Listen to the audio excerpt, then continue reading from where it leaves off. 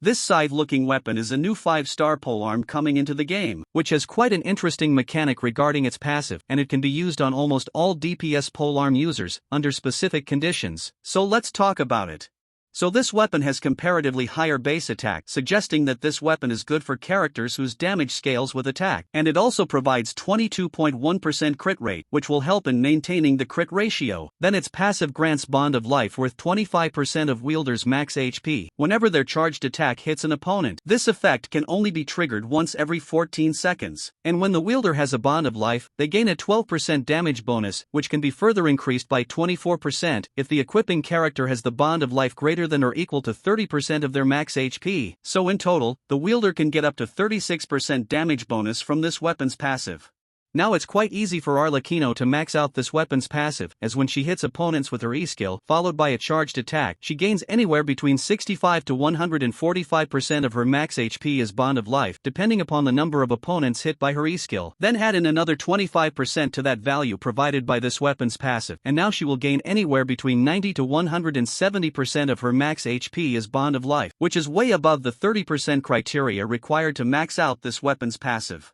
But for any other polearm user, they have to hit their opponents with a charged attack twice, with a 14 seconds gap in between, to get enough Bond of Life required to max out this weapon's passive. And the best way to fill that 14 seconds gap is by doing a full team rotation. So you can start with the wielder's charged attack to gain 25% of their max HP as Bond of Life, then you can do a full team rotation, and when the wielder is back on field, you can perform another charged attack to gain another 25% of their max HP as Bond of Life. So now the equipping character will have 50% of their max HP as Bond of Life, which is greater than the 30% criteria required by this weapon, to gain a total of 36% damage bonus. And with the full passive in effect, you can continue dealing damage to your opponents.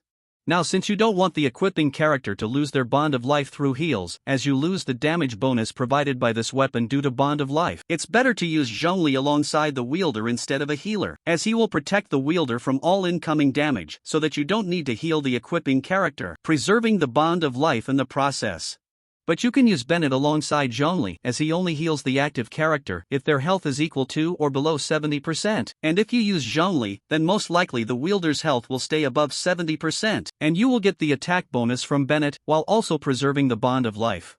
Now this weapon is best to be used on Arlecchino, because she can easily max out this weapon's passive, and she can make the most out of the Bond of Life provided by this weapon, as the more Bond of Life she has, the higher her damage becomes.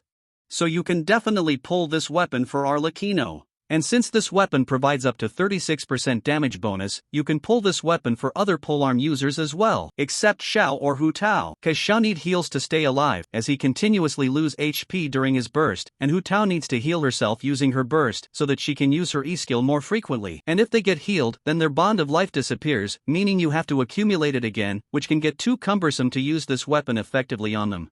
So aside from Arlecchino, you can use this weapon on the following characters, if you have Zhongli. Let me know if you've any doubts in the comments, and I'll see you guys in my next video. See ya!